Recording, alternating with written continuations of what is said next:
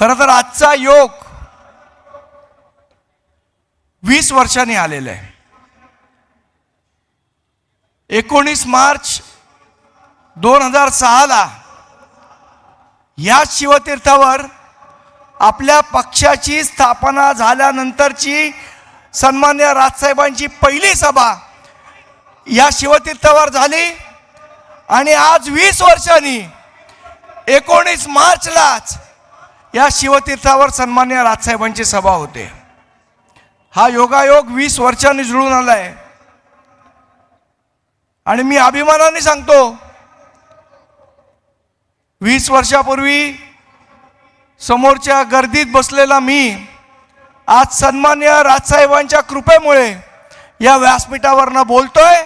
आणि हे फक्त आणि फक्त महाराष्ट्र नवनिर्माण सेनेतच घडू शकतं.